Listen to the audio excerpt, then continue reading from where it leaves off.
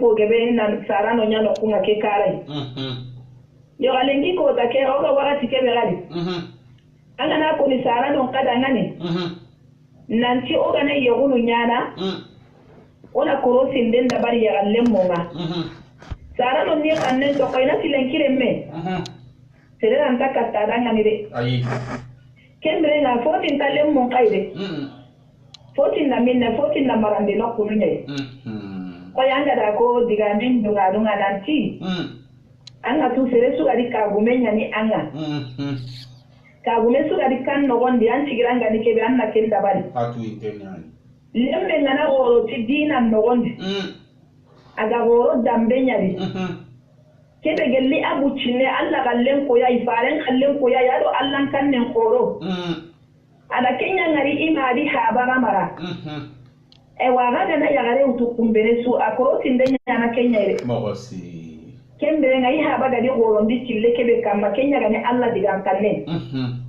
adu faren digan kanne lemme su ka goro kenya no wondi awaka nana alla hakem bonondire buru wala kebere ngamaranda no kaira golle mpaino nye keani kamaranda su gadi marani hondo ono ngani keta aiwa keta kenke uta sarkuno dinando dambenga peu kenna bononte nyaire peu wala kebere nga keta aiwa kenna ku woni difficulté mpo kebe ngomara ya unu mnogonan wala kebere nga unta sella ke ko sinona jagande nyana na halle do ndogona kenchwa hay wala parce que atikere gana nyaga kanna allah isu agana lemme ke utugella gantara mulla su antari na toro awasa gani ni katanga saga ni mawasiri kenya no wala nyaga na Allah gana hani tire Allahumma amin iyo nda sima tiri ndeke awanye ni fete da hamle kitayo fabi ami yengite pas angala bube komba kono français kanendi OK beliga la question posée à kutu ina katwa telenkana et rana hamle kitayi. Alors, ce que notre sœur Ramatoulaye a précisé, c'est le plus important, c'est l'intention. L'intention, c'est ce qu'on a dans le cœur. Quand on prend une décision, si notre intention elle n'est pas bonne, rien ne marchera. Donc le plus important, c'est d'abord mettre de l'intention dans le travail. Donc même si un homme n'aime pas votre fille, ou s'il n'aime pas votre sœur, ou s'il n'aime pas votre cousine, même si son intention elle est pure et qu'il a la crainte d'Allah dans le cœur, celui-ci prendra soin de votre enfant. C'est le plus important. Le médicament pour ça, c'est si vraiment les cœurs ne se rejoignent pas et que l'homme fait souffrir la femme et que la femme n'aime plus l'homme ou que l'intention n'a pas été bonne dès le début, c'est la séparation. On sait que Allah n'aime pas la séparation, mais s'il n'y a pas le choix, c'est ce qui se fera. Un cœur malade ne peut pas se guérir. Mais Allah aime le mariage, donc le plus important c'est d'éviter la séparation. Notre sœur nous a donné un exemple. Elle a dit que si quelqu'un pratique et qui fait le dîn, qui respecte Dieu, qui a peur de Dieu, et que l'intérieur est aussi propre que l'extérieur, c'est ça le plus important. Il faut surveiller, il ne faut pas regarder que l'extérieur, il faut aussi regarder le cœur de chacun. Mais aujourd'hui, on ne regarde que l'extérieur. On regarde, en français, on dit les apparences. Les apparences sont trompeuses, on peut se tromper, mais si on regarde réellement l'intérieur d'une personne et qu'on fasse une enquête, c'est ce qui est le plus important. Il ne faut pas confondre rapidité et précipitation, il faut toujours enquêter et vérifier, pas par rapport à ce que la personne peut transparaître, mais par rapport à ce que son cœur détient. Je le répète, c'est l'intention qui est importante, c'est l'intention qui compte. Tout travail repose sur l'intention. Le mariage, qu'est-ce qui permet la protection ? C'est le mariage. En effet, si on ne se marie pas, on se pervertit. Enfin, on risque de se pervertir parce que on est tenté et la tentation, le mariage prévoit la tentation, elle prévient la tentation. Pourquoi beaucoup de mariages ne se font plus? C'est parce que les gens n'ont plus peur de Dieu. Les gens préfèrent profiter et n'ont pas peur de Dieu. Donc il faut éviter cela. Il faut mettre plein de bénédictions dans nos paroles et respecter les chartes du début. Le mariage, c'est comme un contrat. On a dit des choses au début, il faut les respecter. Si on ne respecte pas ce qu'on a dit, on n'a pas de parole. C'est ça le plus important. Il faut avoir peur du jugement dernier. Le jugement dernier, c'est le jour où les yeux se fermeront et tout le monde devra être jugé. Celui qui n'a pas peur du jugement dernier n'aura pas peur du mariage. Donc, et le dernier conseil, l'éducation. L'éducation fait tout. Il faut que les parents éduquent les enfants. Il faut que les parents expliquent d'où viennent les coutumes, d'où vient le mariage, l'importance du mariage, mais expliquer ça aux enfants depuis qu'ils sont petits. Ne pas commencer quand ils sont adolescents ou quand ils sont grands, ce sera trop tard. Commencer dès le plus jeune âge. La responsabilité du tuteur, elle en a reparlé. Le père est le responsable légal. Il doit protéger sa famille et il doit amener l'éducation. Il doit montrer à ses enfants la crainte et la peur de Dieu. L'éducation fait tout. Voilà ce qu'a dit notre sœur. Oui, Binta. Oui, digame wa am rapport na complété. Oga gili hubeko. Jatuh kuali. Fotra tu tanara. Iyo ya gare ibe gara ya gene oni. Dina kumya mudo oni be kanal lai. Anga nalankanna na mudo. Agoda basurono. Agara ni hari raga bagi mi yo ngana bo. Anani kenge ganda dina kumya mudo asure ke baka mejo mukama. Anga madina kumya mudo awarno kota kere ko. Kera ga bucine be kono dina ni tongunya o dambe ke hay meni tongunya parce que ngati dambe ke ni tongunya hora ko ke ga bara ko hoy duna di dina nyime bara hora ko yara hora ko ke batendi ba ko suna du tirindi sara yugo ka ho sara ya gari ba ke suni I metrindi anyi mega masanka anyi me anga giri kara anga yeri mo gomba anga nyeri mo gontu anga yeri lemme ke habai al hala bede anga kero kaga bire mo gombe sada kaga me kinyana France yere kawa metu anga kentu anga nari yeranke nyaga ile sankuna anyi me nanti ona France ya on takara hoga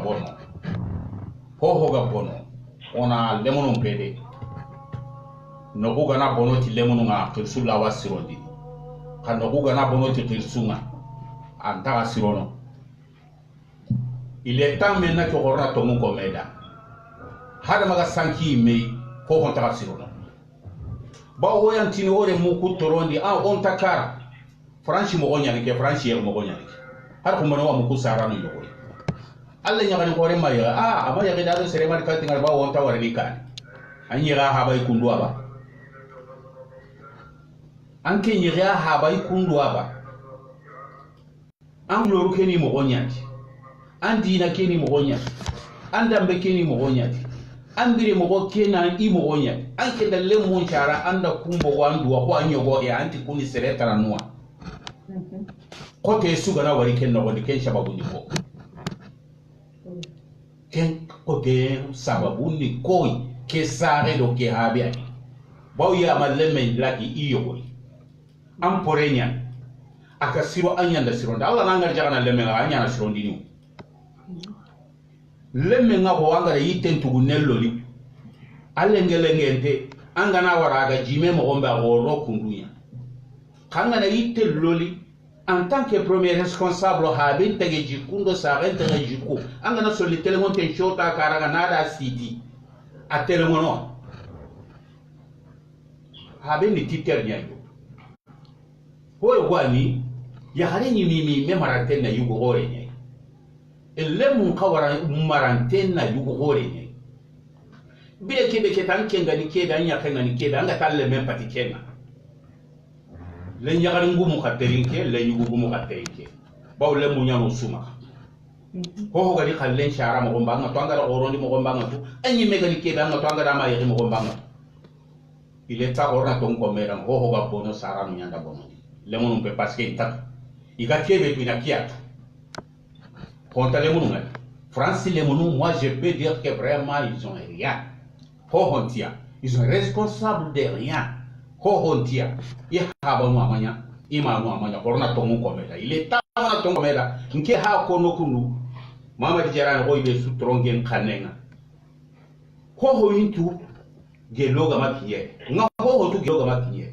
nga ho kantu anga ni kebe anga sare mare be danga koro mare be danga yeri mo gombe ngam serenta ga yenga ta tuwo ko ga ira ga min hatu donc orna to nya ko me danga lemun ku mare mo go ado ya échappé korno dambe kya ko oro metu yeki amuri omara ono metu ono re mukunyango oime ono la dan ko ya hara kana yi ballano ngana kitidi wajibi nyani moyo ko ngado tenga ka ho hodi kalenya yu lenyu gondo kebe kana kinyana anyeme lenya kana ndo kebe kana kinyana anyeme mendiga mempo hananda mali ko mati ya guntagundo dina ndo dambe ndo bogura ndo kille ndo lada nu hara ni mera kallan ta ngam pabara nan tinga ke ari bula ya guntagundo diga me ko nan chaga o yeri mo gonunda ke lihino ngana ni mo gonya Kenya ni tigela kana France ya o suna ken de fo mu do me awa tenga ni o wa aga jarne mo gombo suna sahari mu rai do kakilla gana yo gano yimenwa o gano manu o gano habano o gano dambe o gano kille o gano lada korna to mutia komeda me yala lemuku oni warati tuwa ke al halakama le nyaga le yugo nar tagama ina la kay shona la kay munyi pa bismillah ka anke de koy bon hal ya gare ke le nyaga ke de gara kinyanga kande aranta ko akko na gari kebe anke sharana pun kile yugo ken ko mani sarandambe mani bogurani amani ko haraga gilkara nani amani ko ahabani ko sere mi anchuga ndini ni le nyagane le yugo ngai ya kene kal le nyagare jangi mi anchuga ndini kena bawo hay katam pa bambano nya hay katam kawan shamunya hay kat islam nya ana daga nya gundi ya le mondo mena o ku kara ngana sigido le memba tenga le nyagare ya le yugo ngana tinga kari hulana le mamolanga tinya dangi ke parce que na sababu nyamanya ngale meke haba to agati wa le nyagare ke be mula anga haba to haba gani kebe maregi kandi marega tan dina gantam dambe gante yagu gante ga ito ko Allah dana to sere sun kanne ko Allah arbar me sun taga entourage nyana songa lolo hidi soronga mbaka hidi anga kembena la hakka na kembe soron pakke anga soron lolo hidi ni bogo hidi ga lolo na bogo hidi anke mpabe be ga kentu kelle alle menga na nanti nga kempula na re memora kenga na ken kamanya yanga tin khiyatu harike trindi ndenga no aka nyagare reme jeliga ken nyagare khatu ti boguranga ti habankan kenga da daga kise blebe ta ho di habe nyime na jihanna ba ta ho habe nyime ken nyare nyagare gari anke mpabe antina ai halle hari daga ai da mana ko tanawai yagare tempa patike daga hai da mana ko betana ronda kike parce que anga tuti habe Allah balati habe anga tuti mal gele hare tanaga sa habe ma anga kyan ka to kana ni kelle me na pa ba binya parce que pa ba tali ko ati anga na jimini nyenga na gula mutu na hita kati kamu joranta ma anta yin putu adenya hare ti ma putu la gula pita kamu anta mo aile kati nyen le nyaga kati ma putu sati le nyaga ngani ma putu ko da tout sur ça rien habe le nyaga ma putu apadan asara ntinda hesu agoro di manya kebe ya gunga ya gunna aga kama aga kana kebe aka kana ne lem ni ma ya ba kana consulni kana lem ke da bari donc il faut que ça ne yugo na tuna jamais au grand jamais le nyaga ndo yugo ganari katana anna bi ai le yugo pa kana to anti kasere be abe mo daga ko na kana ba ka serebe remember alla yugo wa sere nyaga mo odi tori mi amaba ela sugo don kenda lemme ga ken kana antini la to bakanga ke mono na mata ando killa to bakinga ya gare ke gari mati ya sala ke kitaro ninkati anda ngati la nda ke no ko hamu ko ka tuga mare merenka tinuni nyamula na juste précision bana nanti bati oga lingi munini ko le nagale ganali anati aganali sala nun sala nanti wa karsa mudla il a dit à présenter parents quand il ngota kine est-ce que possibilité là wa nyana sala no be gotel kana ile quand il meneke do karsa gadini na koyi nanti oga ti onda ke mudla ke sabawan parce que hogebe wa passer parents nanti aïe mais marre pe aïe parce que les fois na ou ntaka na kuntu ku ele anga fo le menenga tanda pourquoi anna jabi voilà c'est les gars l'anti-gestion au contacter son esprit qui est surtout mais quand le menendo balina ganta linyanda atibiti agandi marata da giba kimule utanti mara akunada kati kota go warini ado bugari ganta linyanda kini première question kilandimka ko ogatini sa silama rundo dianu ko lumun ko gatele ko arabi parce que odo kunuga ko arabi de beni comprendre ngona ka ko arabi nkai gatini wi fo anani ana ko arabi manna silama rundo na kensutu mais haranga ko arabi hanga kitabi nyagara nanga makitabi hamo ado rakunso amba okuwa sora tinu karana nona on harana tanga na yin kolandi nonta tu hubega sora tu kuno rondi donc on a connu nanti haranga nani kitabi nya harana ananya na kitabi ke ham en français oui pardon juste une question pour dire que au fait l'essentiel je fais rapidement parce que la ligne elle va s'ouvrir quand on présente un futur mari ou une future femme à ses parents et que les parents, pour qu'ils sachent qui est cette personne, il faut discuter avec ses enfants. La communication, c'est la base. Mais quand un enfant vient voir ses parents, si un enfant pose une question, ne dites pas surtout je suis occupé, j'ai pas le temps, j'ai pas que ça à faire, il faut répondre en fait. Parce que nous, on est dans un système d'éducation où quand un enfant pose une question, il a besoin de connaître la réponse. Et s'il ne connaît pas la réponse, il ne va pas comprendre et il va faire des bêtises. Le plus important, c'est de lui demander pourquoi c'est comme ça, pourquoi ça se passe comme ça. Après, c'est génération, c'est compliqué. On ne va pas avancer demain. Il y a encore des efforts à faire. Mais la communication, c'est la base. On s'assoit, on discute avec ses enfants. On rigole, mais il faut discuter surtout. Pour que les enfants comprennent que c'est important. Après, le reste, ça va venir petit à petit. Donc voilà. Bon, c'est là où on a bien écrit. Rapidement, là où on a bien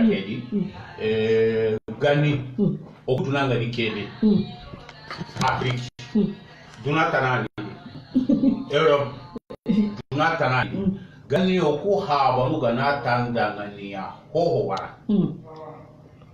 Lemekewara, Kenanyamande. Parce qu'à ma cour, Hoho Suga de Convenia Yowane, I have no Hoyaway. A what one gana hale toranyampunga ana kakatanga ngana warata o education mondi kenni anyamante mais ora dunandi le transi balera he parce que on évolue dunada kana kania dunada tiye niveau be de haro karale ki angana le menen da ke wara atini binaye ça c'est très très pertinent il faut qu'on se dise la vérité et anga tawara manaki angana ke powa gela gana ya ga kanuke awato kuna kama kanuke na anani kianda kada parce que gela la dinan ta la masara ya gundi le medani le mesara tanda wara awara ka o ga duna be ne ya wa hay kara ke le ke na le meda ko wara atini manila ya anga ti manya atini manila donc faut kana to munyaka anaka na ya wa se kana anato. En fait, le plus important, c'est que je le traduis en français, c'est que avant, quand un parent disait à son enfant « arrête, ne fais pas ça », l'enfant ne contredisait pas son parent, il respectait la parole. Ça suffisait, largement. Aujourd'hui, on est arrivé à un monde où même quand un parent dit à un enfant « stop », l'enfant ne s'arrête pas. Donc, ce qui est important, c'est que la parole du parent, quand un parent dit quelque chose, c'est que le parent, il voit quelque chose devant toi que toi, tu ne sais pas. C'est-à-dire qu'il a vu quelque chose, il est né avant toi, il a vécu avant toi, il sait des choses que toi tu ne sais pas. Donc voilà ce que vient de nous dire notre père. Oui, Ramatoulaye, il y a un rajouté. Alamate? Na? Voilà, nti gelenga mula complément nyaka hay na rajouter oga gidi diga mubeko. Voilà, alors. Bismillah. Kenya ni wai ora amabanga giri akomobe. Wala ngana kara marandi mo pa. Yo illa tume. Ana ba hay ora mo pa. Sala ngana ti anda ngani. Ko ngane wa. Anda ra ide pa. Abada. Katan na wara mana ni. Kebra ga cikibe wara tu an keri an kaken. An ta sagere ka tai na jinna tin do na ti man na ka tin na ke wara. Yo ga o ga yere lu beri. Iyo. Ana tilem nen danga ke wara. An ga ta na wara mana kebe. Anna kono. Anna ko na dare. Mo siri. Awa na maken ko na danga ni rasu. Ana mam ko tu sa hay sanganga. Yeah. Aske to kan na hatam pan cara na ya. Wai zaman na ta na mo be marandi mo. Mo siri. Awake sawa na lenga be busani ta. Siri sara no nga mo siri.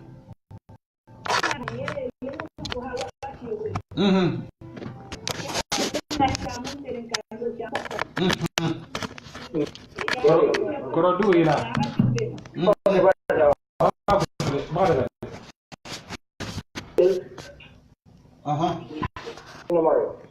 Ay, bal magkana na gara matulay.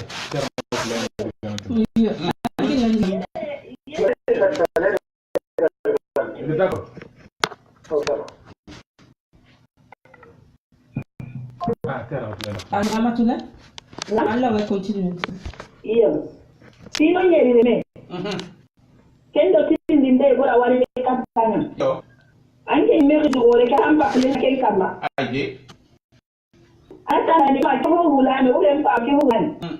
Ala ra ile mun tin na la ka kinya na tigame. Aje bunduke. Ka tin kwandi. Bunduke.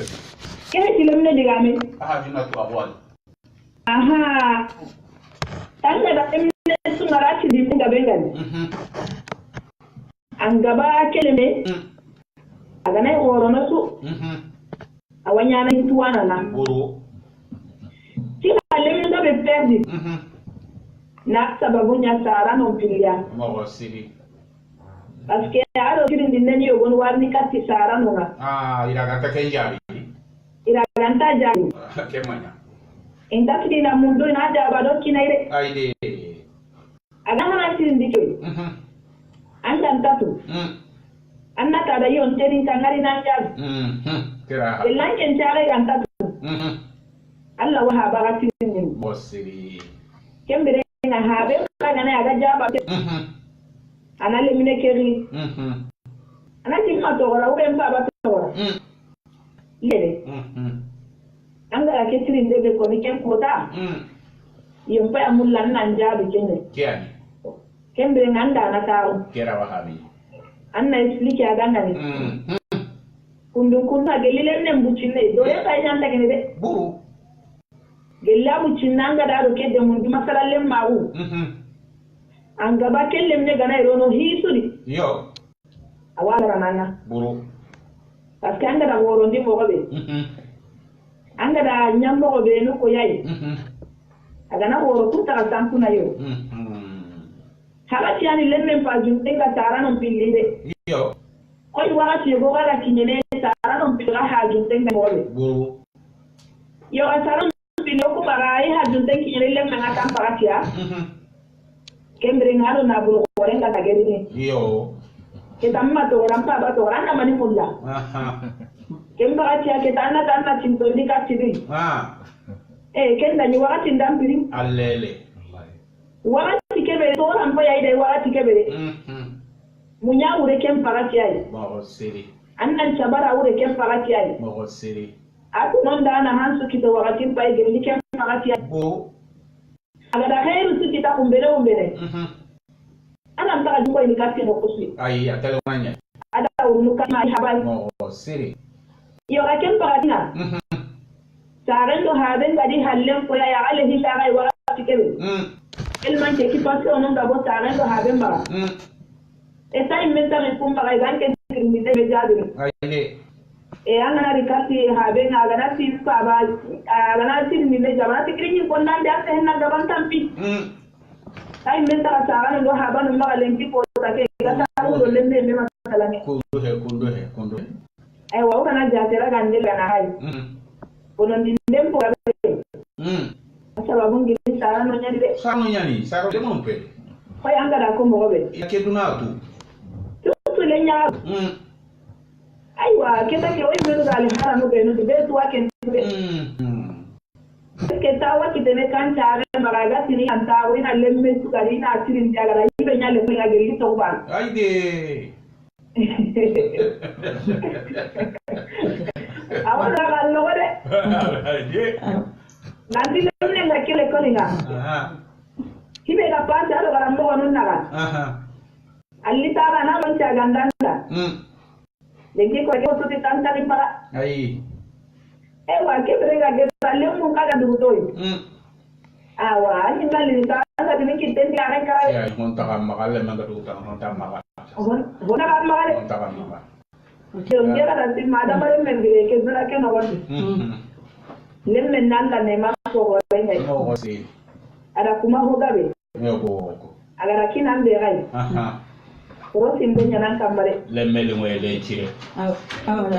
Merci. Alors 07 58 06 89 38. On est en train d'ouvrir la ligne, donc 07 58 06 80 38. Allô? Waalaikum salam. Na? Majum Fofana. Oui, Lanzu Fofana. Majum Bale. Majum Torante. Tora Sunti. Oh, oui, alhamdulillah. Amin. Yari Fofana. Ah ouais. Qui a dit?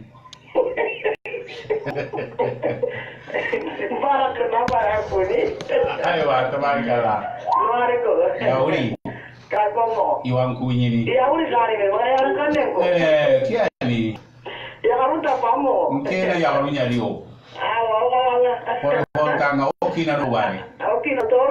Ole unomo. Alhamdulillah. Aswana kunyini. Aswana kunyini.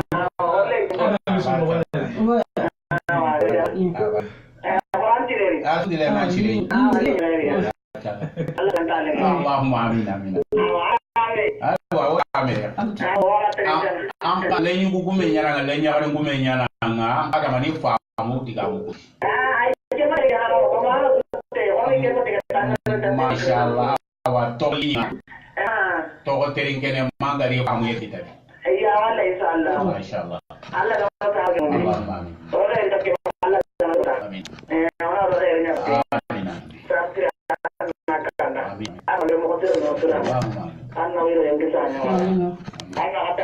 Amin amin. Allahumma amin amin.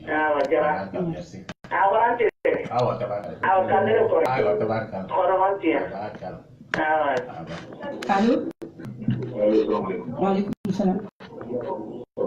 Maju. Mangu atmin. Tora sunti. Maju. Mantu. Sibi. Peut-être elle a entendu. Ok. Alhamdulillah. Alkiamo kalau untuk korenga. Ya alhamdulillah.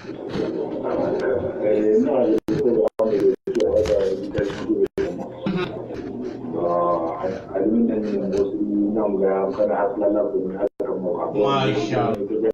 Agri Kenya kan nama kan?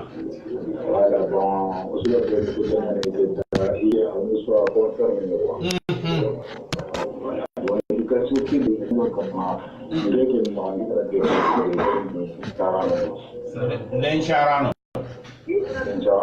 Tabarakallah kita kan era.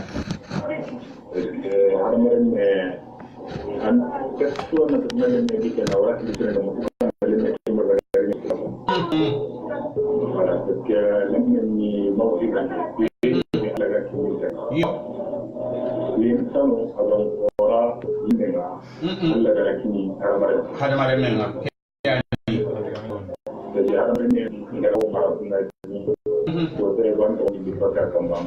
buru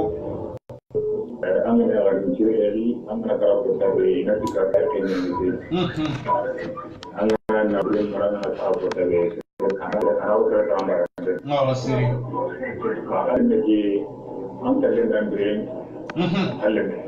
kameni halle to ko yenya maka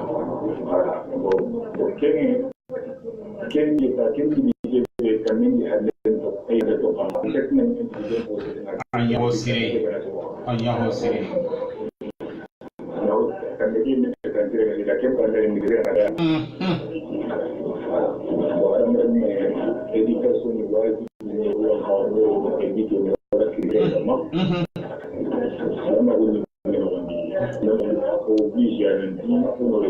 Mo siri.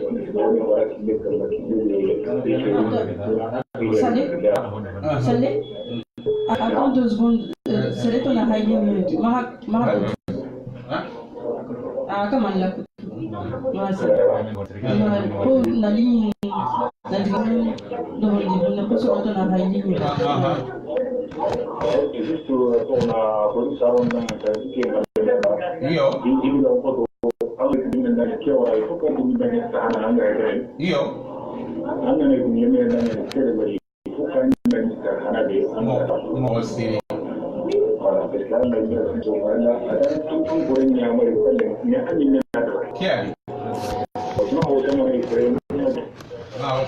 Allô? Alaikum salam. Madji. Yali. Madji. Yali. Toro no jamu. Toro no jamu. Allô? Oui. Oui, toro no jamu. Allo ele na mbogo mena toro no jamu na papi toro.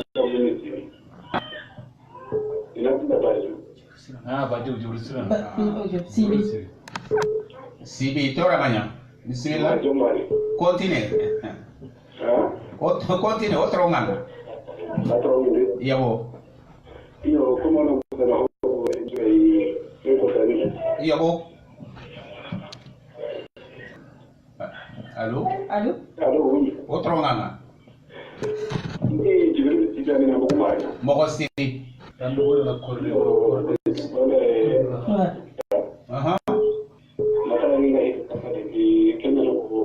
Anang pakno jibur comme extérieur no de ko war bang na sa to baten Ti yogo rele na mbo ko tarba. Allô? Wa alaikum salam. Ya oui. Toro no jamu.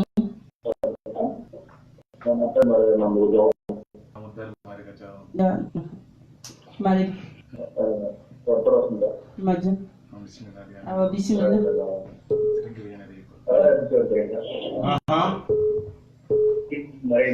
Iya bo. Allahumma amin. Naam. Jam alhamdulillah. Aku sudah pernah ikut dengan kamera untuk nanya. Dia mau koyak makan. Mana tu guru dia masa orang koyak. Do dia mau tinggal sama saya. Asyik perantara aku. Ya mereka nak tinggal sama. Ya harga tapi. Kalau itu pakai bina sama saya. Ya harga tapi. Kalau kesu kemarin. Boleh jangan juga satu dan macam. Dia punya dikasih pun tidak tahu silakan.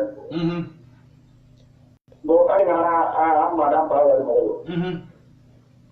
Kalau menyatakan juga jelas hanya ada kira dia tawaran. Angka suhu mungkin jadi lebih karena air minta waktu tawaran akan kira jadi anak itu. Pak Andi mana jamanan anda siapa ini? Bahawa kita dua ni kita. Kena jemu sarang.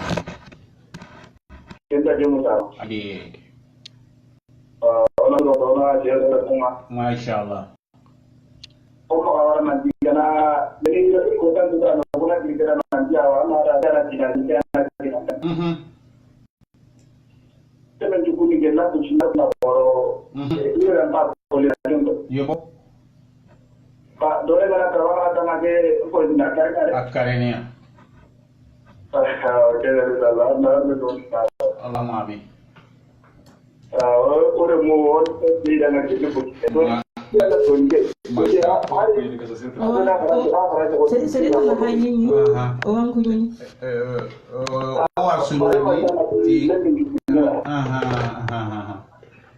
Marega o kuyinde nga katanga geli mara o dingira o amurno hada ma umma ga serenya geben linyinga serebe gana linyu ngutu chineta ni anga da hamu mo gombeta bo serege be anga mulayina lo linyu ko tenya ho ma ga do ni wa alaikum assalam wa rahmatullah to gondo jamu ko minna bakir keta jere mo ma tabarakallah wa bismillah jara marhaba jaraden alhamdulillah haydara alhamdulillah Quebec ona imezuka mu wa trenga ona asri iyo boke ona hakuni mo siri ona do murai aywa tabarakallah kele tamo kiani hakra do rabu khadna motado yo ko ala ko yindo ko dira men o hero no da ngaburu jarete kala no da kado dia mati aklan na khadwa inshallah c'est les Béganas les Hirono 07 58 06 89 38. Allô? Wa alaikum salam wa rahmatullah. Jibril Sibi na mbugu jombo marena. Ta sutronganga. Mogo siri. Nyanga kirsengere nyanga sasua. Aha, asutronganga. Iyo. Ada kalau kita nyari itu. Aide. Parce harumar menga ni kebe. Aha. Angna janna cerita haini. Iyo. Wa ilang kallenga dugutananga. Kiani. Ako lengi ora cerita nanu hai. Odo mare ngutora hit halle.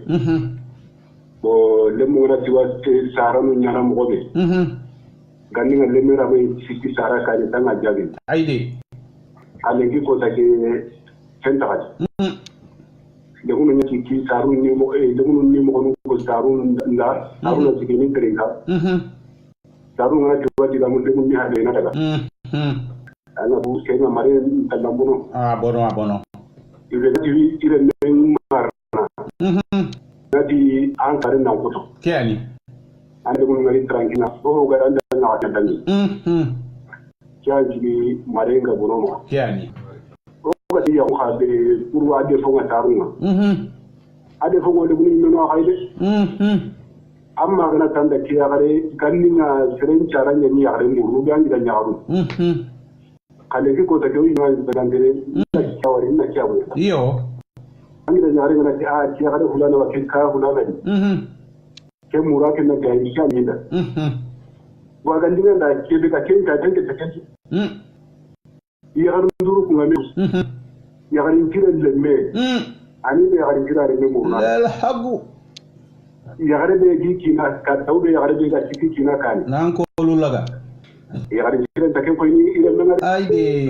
Ya garin ma ya garin kiran ne ko ni kan. Masha Allah. Aywa kiani.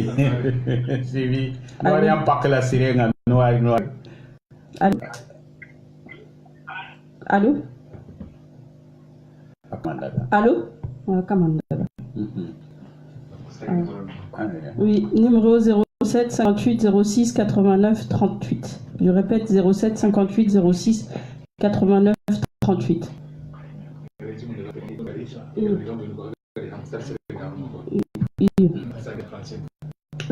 Alors, les intervenants qui sont passés, on revient en fait à la base sur l'éducation. Allô?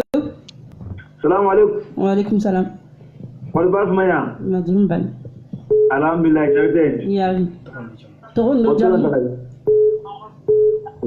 togondo jamu ko bane togondo jamu na mbogu minna sambale me bacili na mbogu jamu ma na menna frankia bacili sempera kore mo wal basmaya alhamdulillah bacili kore njubare jam alhamdulillah ya me marnan ko to suntia suwan kunyi ado dambe nano asuwan kunyi ni tronganga telenganda no alhamdulillah suwan kunyi ni isa Allah wa su kunyi ni ayo tabarakallah su tronganga wa emission ngawo iteringana yo kembere ke taw ko no yo ona duwa meda ngani mashallah bo duwa ndangi alle o ga teringena kundo ho e faamu mo si o ko ngaro me batten kai yo kembere o teringene ala ganya ko mi tanto ma me wakati ona takda mo ga bugu o ga bo bane ko no mo da fo inshallah bachi inshallah o kenya ni kelingo dangani to wasu kunyi o wata no chukuni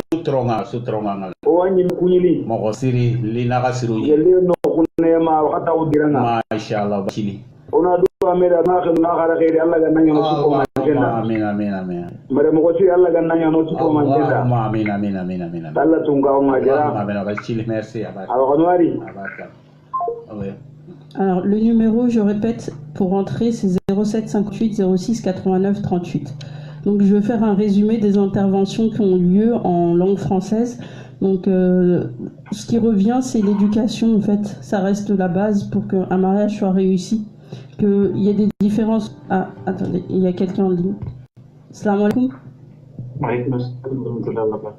Torondo Djamou. Ah, Kébé. Yari Kébé. Madion Kébé. Ça va, t'as la soutien.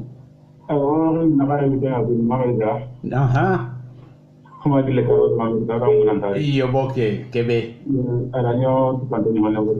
mogosi alhamdulillah daga hulle wangu nyadama ya garu chuwa ko nyini alhamdulillah tora sutia alhamdulillah so an kunyini alhamdulillah nan shirei ayo tabarakallah Allahumma min sukomandana tabarakallah Kébé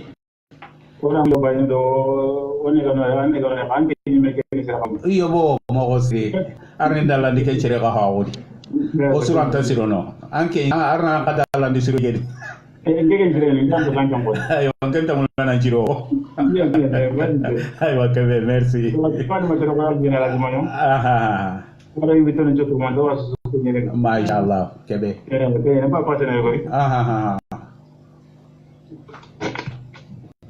Waalaikum salam warahmatullah. Tondo jamu nore na mo. Amara jagana. Bismillah. Haklan tahini kan ya bismillah. Ayuan kunyini. Toro suntia jagana. Jem alhamdulillah jagana. Jagana ado hame. Abar amin. Allahumma amin. Amin ila amin. Allahumma amin. Amin. Amin.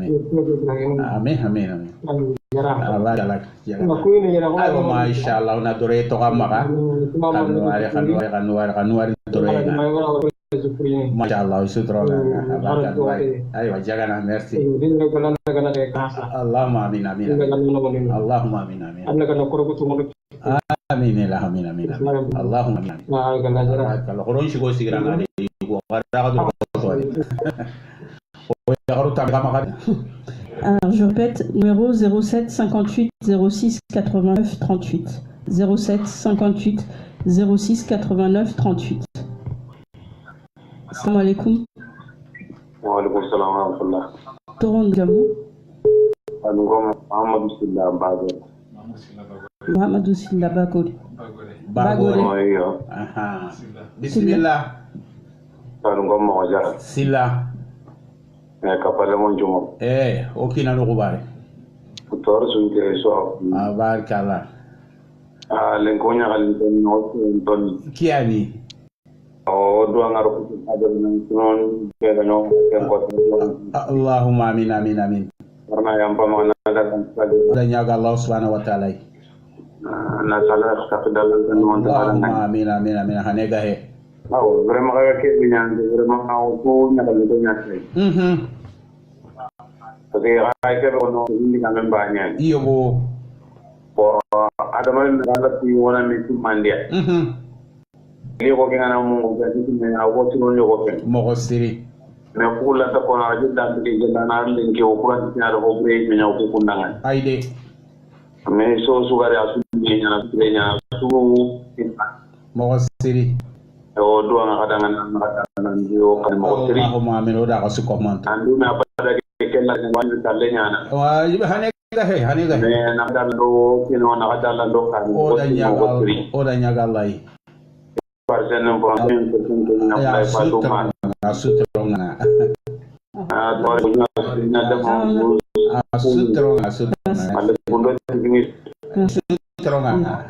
Salam alaikum. Salam alaikum. Raccroché. Je répète 07 58 06 89 38. 07 58 06 89 38. Donc je vais reprendre en français ce que vient de dire notre père. Attends. Salam alaikum. Salam alaikum. Wa alaikum salam. Toron do jamu.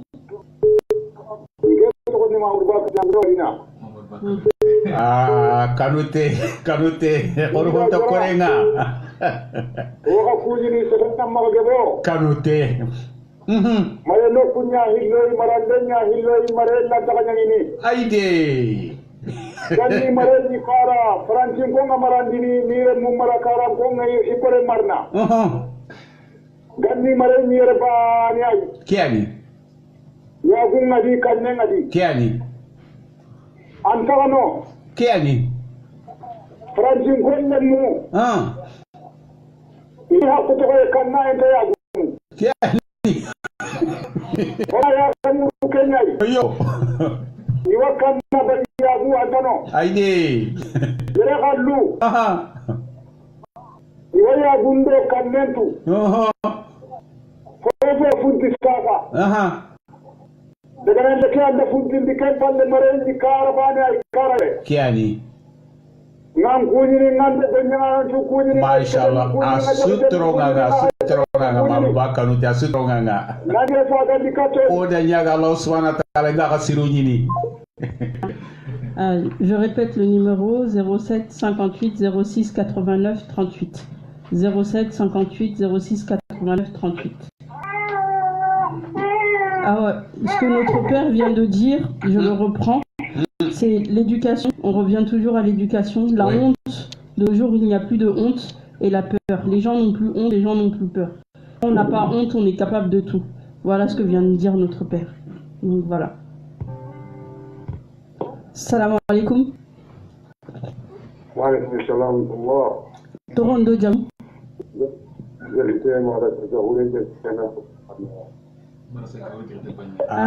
Marasa gahure ye jarite na mogu bana jombo. Hankina no mogo. Aywa bismillah am paklan tan ne kan. Ando dulu kote. Mashallah ndan chuka humante. Otro na emission ni. Mo ka dolo ma. Mo siri. La duan ke mo ma litera ke. Ando dulu kote. Nda khalsu ka humanto. O dite di ala ngan te ko mal. Allah ta da bari. Mo siri. Bo uje ga len te mo mono. Natanya nda ya kumono. Natanya nda ya kumono. Kenya ndo koto ni. Ngene anani ne ha kono ya ga ala ni. Kuye ko te haro ta ta ya. Iyo. Le koye ni ni ai. Ado telefono. Iyo. Anta hadis kana anta hadis kana. Aide. Anta gide kana. Aide. ada boksunya ko ganaro ay baka hati ko de no ya ko mi dore ganaro iyo Kenya ni kenga tali ho hon tagano allo da ci ko ni ngala di ma sha Allah no ko ni har ku do raja andi da ni o duwa ni da ma sha Allah ora nya Allah wa alaikum salam wa rahmatullahi wa barakatuh. Je répète le numéro 07 58 06 89 38. Donc ce que vient de dire notre père, on en revient toujours à l'éducation, mais cette fois-ci il rajoute une touche en parlant de respect et que l'importance auparavant c'était les biens matériaux, le financier, la valeur argent, alors que c'est ce qui nous perd au fait. Donc l'important c'est de laisser tout ça et revenir au respect. Voilà. Donc je répète le numéro 07 58 06 89 38. 07 58 06 89 38. Allô? Waalaikum salam wa rahmatullahi.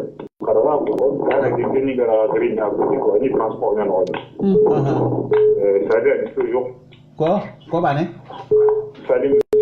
Ah, Salmou Sibi. Ouais, attends. Tahana, Allah Patono, Seron Benga, Lenki, Linga Bega. Allô, salam alaikum. Salam alaikum. Alaikum salam wa rahmatullah. Tondo jamu. Otoran danga. Alhamdulillah. Allah komiyani. Allah kome bismillah. Nurina mogo mina. Allô? Oui, otoran ngadi. Aha, bismillah. Ko be hamu. Arambala kunyan tanne. Kiani. Ado Allah kan mbalaw. Kiani. Aso hay foko ni le katika nyani. Tabarakallah. Yara allu kada kallu different be ga na kan tani mene. Antani mene. Yara kallu ngana bamu. Iya bodu kada kallu. Mo siri.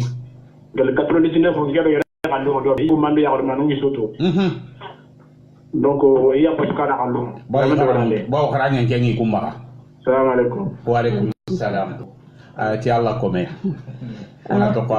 reviens vers vous. Le numéro c'est 07 58 06 89 38. Je répète, la ligne est ouverte au 07 58 06 89 38. Ce que vient de dire notre père ou notre frère, notre cousin, c'est qu'au fait c'est la connaissance. Celui qui connaît peut comprendre. Donc il faut qu'on soit en mode connaissance. Qu'on n'oublie pas ça et qu'on soit dans la réflexion plus que dans le jugement. Donc la connaissance et le respect. Oui, on va bientôt rendre la ligne dans 5 minutes. Donc du coup, je répète numéro. Salam alaikum. Allô? Allô? Salam alaikum. Alaikum salam wa rahmatullah. Toronto Jamou. Mohamed Drame. Haja Toronto. Ah, Mohamed. Oui, ça va. Majam. Alhamdulillah. Yari. An kala meni hamu lenki émission. No da Patringa.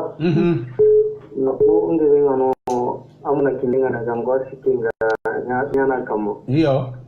Yo akita ke tenta sunda. Aide. Kembre okugara nobe ori kenya tuzuro kasugara ho bana ne kibe ko dinang kubari.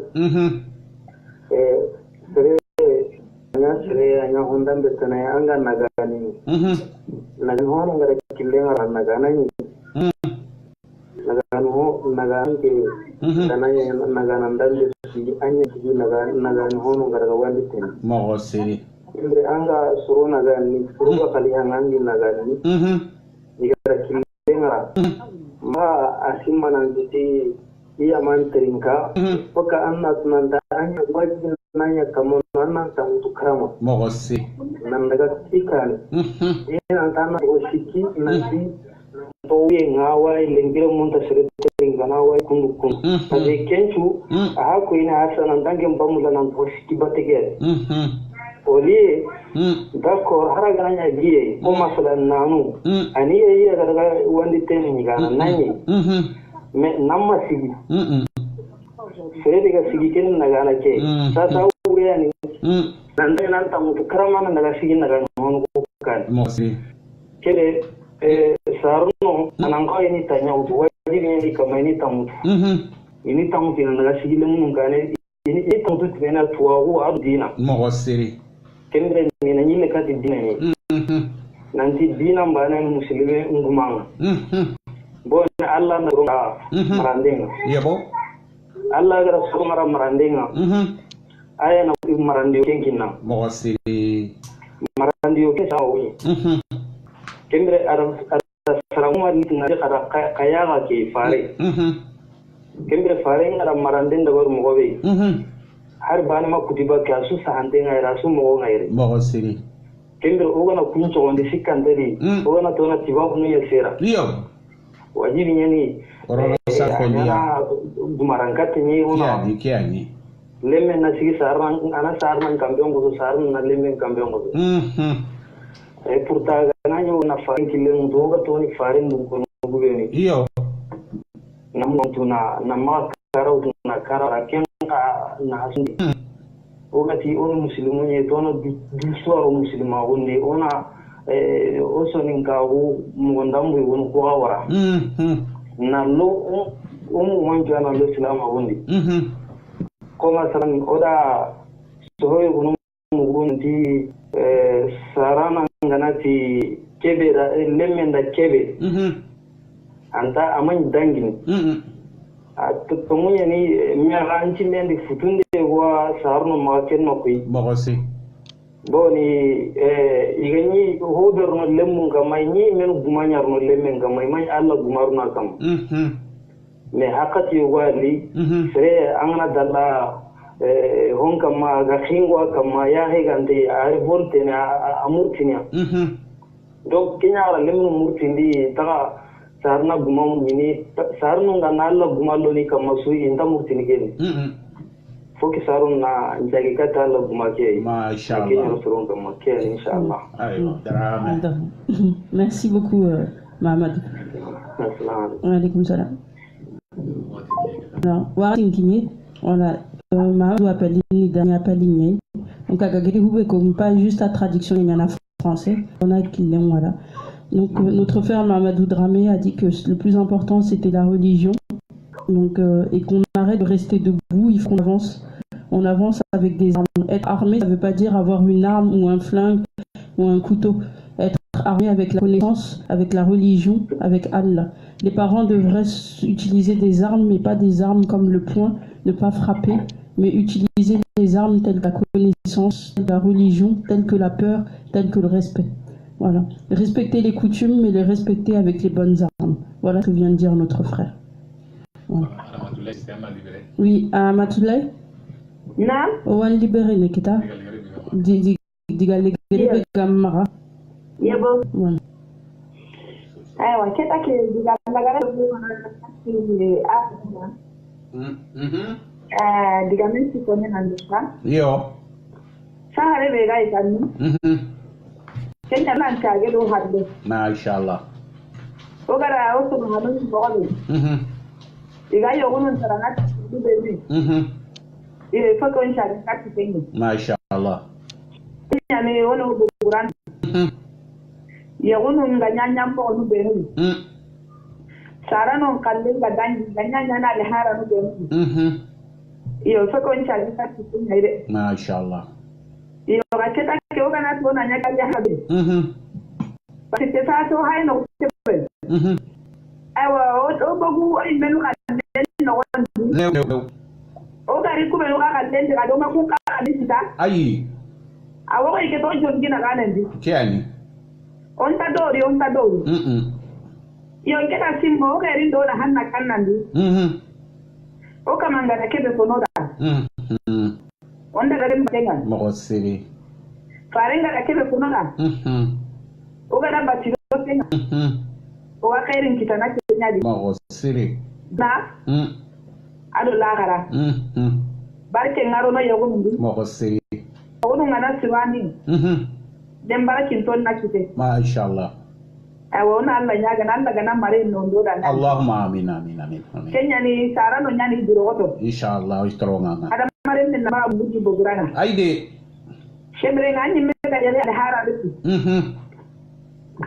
lemme ndo kana kati anna daga sim nani me ga ni ko tabe ani nyama daga ho to anda gari ta kam madam pa ai wala ga wai nanti hada mare binan to ta ho kare ai mana ta ke ma tere su ga dan ko bete no wanda ngana ta ngam mara dinu bogo be yo anga ja bogo be gandi kan ta mo siri serenta mi jus mara anta man ko ke no unde ai de yo gani me ga na ko kan ko ke nyana na bogo sella no bandana su ga nan kan no kadi kebre nyani be su ga dan na kebe da dum da bon le mun do ke nyang koron kani kebre nyani sara no no hakulin to godi insha Allah Allah ga no ha mun do dina o da nyaga Allah subhanahu wa ta'ala Allah ga no ki su ga kan tsani Allahumma amin amin amin amin an no la ga ren su Allahumma amin amin amin amin sallallahu awa ga na yam fo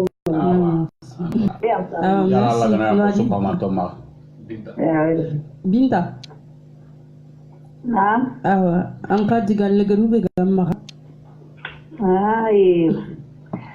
ko ale ni kuni le mo ke to na trinkan daro chukuni mo siri ono sarro kuni kara bangi swa mo siri sutronga ona ga imenu chukuni mo siri mo ke ta ke mama tu ki bota swa dia beta ke halle ke ta aide wala sara no ko hay ganin haluku onda tinku na gina woni mo maro ke mata gina ki no kuni tabarakallah sutronga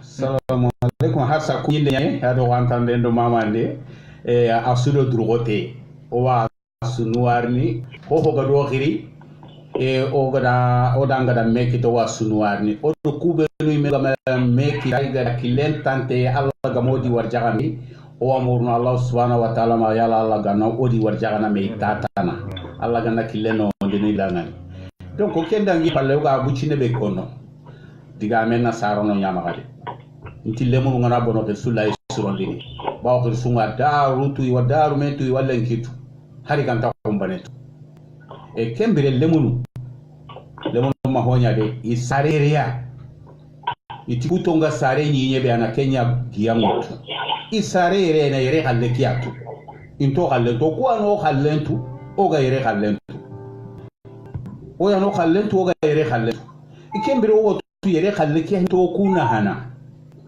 korna to ko meda ngade o hayi al hala beli lenki o mo o sar non to kundu imo karangu ndike o yere kundu e o ali jamane ke o ma jamane ke gayi jamane ke khana mare mo yo wa kama o ya rembo kuntenga dia haranga ne hay bedo ni khanu yem mo liyo mo gonundo khanu be gido menaka bere be gido menaka yala wono o imedo ya kukwa kundunga hina ba France kote suga hada bare men kamma yere ya garen chubana ndiga mundu do kilenya na sababu nya yuga le jahannaba ta yi wallandi yugo goron kasu bana ndiga mundu do kilenya na sababu nya ya kanga da jahannaba ta yi mendi lem chudo ya kanji nyame na sababu nya sarano mpilia seregani me kanwanta sankuna nyimme so din ka ko ke hore ani sere suga di anga na nyimme kanu tan angandi nan kana anga to anga ni kebe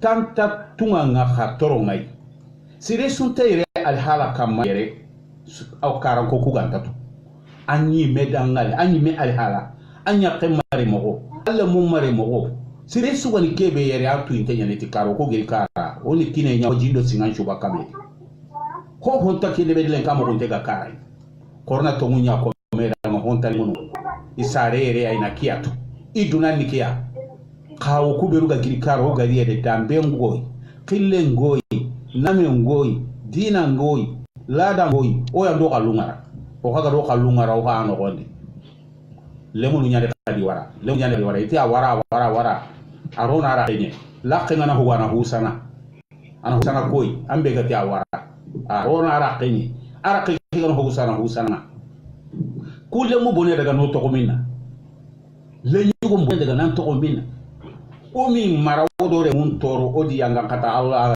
ma khiyama ko ta Allah o tirindi na orna to mo meda le nyagarum bimbono ko ga bono le nyagare bani envie to ta kande to perda kanu ga bono hada men ta sere sumi na dunya yugo sere mi daga no dunya yagare Allah nda ho daga awen lo ho kunga nya sababu wana nyirime o ga na ken yugo nya sanganta honga awa ho yugo ga bono yugo yanduna ta kande perda yogo ga bono yagare ga anka dunan per ndande perdan anta sa gono na nyeri anka gama yaga ampai maninyana o suwa kendu ba anga ma anga kanu yagonke anga ta yaguni anga maninyana kembe ampai birene harame kama makalenga nda kenga ni go nyaaya ga degute yaguni kenga nyaaya ga nyaaya ga degute yaguni aranta nya sa gono yagunga ayi wuri nyamana kileta na kama o gasu Allah nyaga kenga sere suga di horo sene suga dangan du tangana ku kilindamwa ka sababu noya o gama lemonu mar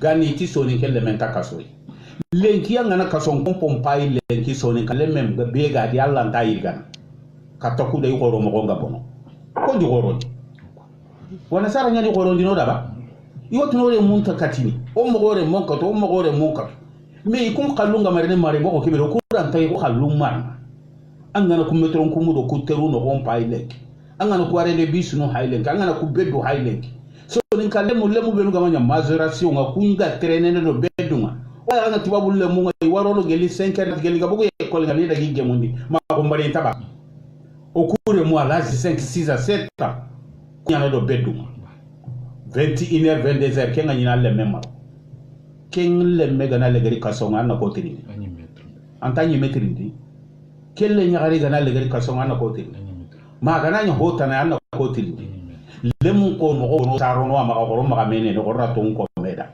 o be no ga giri karan kera ga bucine be kono a sutu ko na su bondi anga kebe sutu anga na suko anga ga be bonondi kembere ona lenki kale chigindire o wadwa nga ona muralo subhanahu wa ta'ala maga yogo ga koto sero be magarna unno ndi dana kubelu ga kanu yogo nga arni sagondi yogo mbono yagare yogo maga sababu ni yugonya ka kama kanu lemun kama ga kenu yogo ga bono anki ya yugonya maga anki mbatte gantai ile yagini nan hosire ndo hobure nyame ya di manki tenga ge mo hosire inshallah nkera ga wosibe kono le nyagarundanga o ga hini Allah imeto mpine yagarunga ke me kapa ya rukwai donc ha baye mamadi minan jarari jombo mare na mpati baba ide yugunya ha ba ni yagarun ko ha ba ya ni ayo assalamu alaikum Allah ga noke mondiro ko tata na salli ala rasul diga ndigere gi kabara anna diga mo kwere oui pai o haba diga mo kuni traduit français en canadien donc à Galahubeko on revient à l'éducation. Les enfants qui sont nés ici, ils connaissent ici, ils connaissent pas le pays de leurs parents, ils connaissent celui qui est né dans un endroit, il connaît cet endroit, il connaît pas autre chose. Il faut se dire la vérité. On est arrivé à un moment où la vérité qui compte. Il faut que l'amour soit présent dans le cœur de chacun. Il faut respecter. Si les femmes sont tristes aujourd'hui, c'est parce que les hommes les ont fait souffrir. Et si les hommes souffrent aujourd'hui, c'est que des femmes les ont fait souffrir. Celui qui s'aime, celui qui se connaît, peut aimer les autres et peut aider les autres. Il faut se dire la vérité. Ce sont des mots qui sont sortis. Les enfants, n'ayez pas peur du mariage aujourd'hui. Si il y a eu une difficulté, peut-être que la personne n'était pas la bonne, mais il ne faut pas avoir peur du mariage et se remarier. Voilà. Chacun sa chance. Si ça n'a pas marché avec une personne, c'est le destin. Dieu a voulu faire les choses ainsi, mais il ne faut pas avoir peur. Peut-être que la prochaine personne sera la personne la plus amène à nous comprendre. Donc voilà les mots de notre Père. Ramatoulaye a précisé quelque chose en disant que le médicament, c'était de revenir en arrière, repenser à comment nos parents étaient avant, l'amour qu'ils avaient avant, et aller vers la religion. Un mariage béni, c'est un mariage avec des enfants bien éduqués. Notre sœur Binta Diekité salue tout le monde et reprend ce qui a été dit, c'est-à-dire l'éducation fait beaucoup de choses et revenir en arrière. Voilà ce qui a été dit dans les paroles de notre père, de notre sœur et de notre sœur Ahmad. Voilà. Hari haja ka digal garum kono haja jere kene emiso hananga tungaran kombra anyi mera meri famu lenki sokeli armeni hakle kinan kinyi me trinkan danonga aru kubunu garan kri anki ni mera meri famu angara tam mungune ngegala hube hamu nanti ko sere suji hakleni voilà ogunu warini me osugana me osugano haklen ko yimei kenya na hino ndini kane ko donc on a me respecté ngela kenya hamu linki khibaren linki diga mendi respect ni on a me doro igon na yagadun doro yagadun na igon doro me kenda nge halle on na magane me voilà so lobe nuga giri kara magane le munu be gaire le munu rabbe gaire magane ku kara ngai mais connaissance de respect de slamaru kenya nkema kenya ni ado éducation ado kanne voilà c'est le ganta kanna allahi voilà kenya hay complication nyana yeruku kama ngela kenya ha inshallah watunga ran komberanga emiso ki ada kamo chirana an konta linki ba si nda bo meni diga mena makati batinga ku yinde do mama do khanta ngale nkapalle ma yere ken ko ta o daga mission na do me ken gani Hamidou Bintou Bachilia aywa Lambatra donc abi ko den ku yini wona ku yinde yo pa ma nyonga parce que ta kana na français ayeri voilà o ya ka cha ka ku na o da yo pa ma nyonya ide o tora suntoi Hamidou era wa ku yini ken na nyempalle baba kunyini ajumboru marina mara kunyini agambita nozi amba batoro siru direte amba marani mba maria batili awavilta nozi adi matune mafune drame ngara kunyini ngo non kunyini ngwalu kubuga sigi serebe nuganya sababu inga katuke enquête de bedini wa ngira kunyini voilà j'espère ira la hamuye kita donc voilà kenyani on est binta kaba kunyini voilà on va redire donc on kunyini mama kunyini mama Maria voilà et moi courage ngakini selebe no gakana yeru anna yeru no ndikama voilà kenyani assalamu alaikum kene ona kunyi ona te khano ari garu baraje e wa ho garo lenki na message ndo e wa appel nu ado digamano bo o wasunu warni mashallah o mundu na suka ko mante ma ho go terngana emission kuni hoai hinu ani amportangi bo amporta ke ona tunu kamo tago no khri o bana emission be no debari kano khri e wa o da kana emission ke o gara digamu kubenu ko oni haragumi mashallah o na hamuye go kita o ga golle ke be no gondi o ganari hamuye go kita no gondi mashallah parce que gana to nanti o ga emission be no debari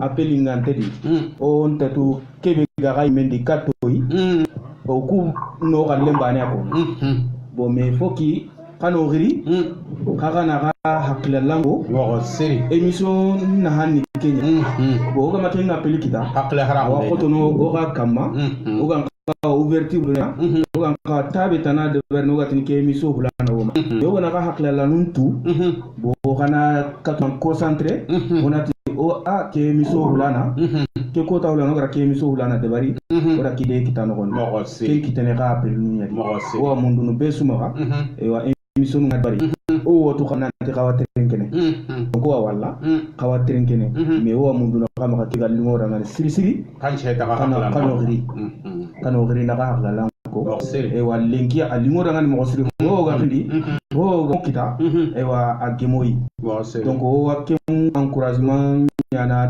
terenkan na nyugo manda ya garma yo kendo no gila nyagaren ka noari ne be kempa gante ala lenki lingondo maka mo siri ado mo alimatu ado gila nyagare binta one su noari ne be kempa gante ado ewa arang ya garu supporter yo na ga noari ya garu mbay yo kende keta ona anta lemon kan noari mashallah Hamidou Bachilia wa bakati ga mendiere mashallah to gira nyaganda na permettre ne bari wa kene ne ona atira su commenter assalamu alaikum wa alaikum salam wa rahmatullah.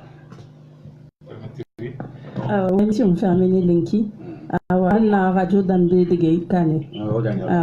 Est-ce que Angela ngari tatana na ngile ne msege kumbe parce que ora jopa ali sirege bedangane ya mulai misoke na continue que tatana wa serben ga sarere si en fait Roro Tempeti nandina une émission animée mais na sele qui ta hube garawo débat ligne ndini ko lengi mo les udi ya vinko no parce que ala wanya nange hakilen wa ho walla sele to na hakilen wa hotana walla umma to biten no rondi voilà donc inshallah aywa arade tambere kan dana nyogonde xay no se won hakutoge aru yampe moru tren kan no sumaga surtout gadi o watinga ago adangi maga mo siti 30 minutes ya mais ken normalement aso nyamna lenki da ke mission ko magara ko na ko ma demu ke mission de berni keni o tahana na ke de beri bo ka ke na dangira o wakati na dangi o magati kenga bo kempeti ko bure tren kan no dani sero wa mulona continue pe sa appel ngar noy mais wakati nyai ko kem pakoto murno radio tren kan no su commenter maga ori ile rin no gondi ka surtout ko ha ke kitere yagaru mamedi ago magayro haba mamedi jara ago magayre bo o probite ne ya honne inshallah ona hajja kaba jigite ona kunyi ona de kipunju kunyi aro siremana gara monsieur ke de berdo me sere gebe ani gara monsieur ke anime anani ikunyi me mashe me anani ifaminya ni iha min po gebe ani monsieur ke gara na kani mo gobe bo est ce que hajja digam Allah wa anga grier lenki anki na meni ko ni da anda meni wura junka ke ragal ngam ngam parole ngegala ube kunya nanti tariye lawa izini marakanu ko se hen ko teni ngende suni kankanne nda si mais marakanu parce que peut-être lawa nyana sur gobo wa terenkandini mais intatu hube goku ugabe vive ne France in rondi peut-être il a mire ne yingolandi na to kube no gaere oraka na explication kini irana katu hami entunu anga mahume hamu wala teke ola ntete lekani kinge maka hamu nyana ugebe jara nako wala nkima yana ken lumu kuna linki émission terenka peut-être irawati ajanka solonga terenka ndi nto jugele nto haini ti haini di morobu mais watunu do bateko arapima français derrière moi. Oui, alors le plus important c'est de venir s'exprimer et de ne pas avoir peur du jugement. Et il faut aussi se dire que pour que notre village et que notre radio avance, il faut s'exprimer un maximum. Voilà. Donc venez nombreux. Voilà. Merci. Omar Maradam Betren Kanano Watinki Wasikir Inshallah. Parce que nous gagnons 2000 émission à Kenya Gana Hana Kebei, Nankou wa Ogrenya Garenga, à Kenya Gani Hadja Kaba Direte, Ahaba Ganala sur Direte, et Amagani Bachili, on a Kagumem Kuni, Kenya Gani, Borso Bachili, on a Borso Civi, Seigneur Bachina, la base, on a Borso Civi, on a le monde, on est commenté Kuni, on a Kuni, Kenya Gani Genava Hadja Direte, on a le courant sous Kuni Marta, on va sikir, Inshallah, Nanko, Aro, Oha Batagani, Ameri Jarai, Oda, Monsieur Kedome, Nambajara Mahamoud Rami, Mahamoud Touré, équipe sous commentaire, Walla Nyaga, Naketari Jini, ou Queen Menyali Linkite, les Tilenkisona, Onyali Ti, Oromona, Onyali, Orona, surtout Kubina Sare Francis, surtout Kubina Rokrino Kuni, Wala Kura Hama, or Hakamuru, Wali Kamara Magama, Bangenga, Siri, Arani Bankun to commentaire, Onaro Trinkana Surato. On nantala dunia masih ke garni inshallah taala o wada ngana yanka konko jamane be gani pransa ville wada gana nongani tungaran kumberangal la dunia kama oro kharam mo ganyo kinya gani Alpha Touré aga sare Senegal ne kharanga yati Senegal na ngati kharanga murti no kutana su commentenga linki ata gontenga Congo Brazzaville tungaran kumberanga sibitiri yalla dunia no gondi o ay bitene o daga diga munu diga meke o kama kenne Omar surtout Hassan Omar Nyagaru khargaren taguri inshallah taala khara to tenen ken sibitiri gali ken ga mashallah taala Omar mangana do me ken khara mo gore Alpha Touré gilire mak Congo Brazzaville inshallah taala walla nyagana Allah ganna tagure ko no daga su commenter assalamu alaikum wa rahmatullahi wa barakatuh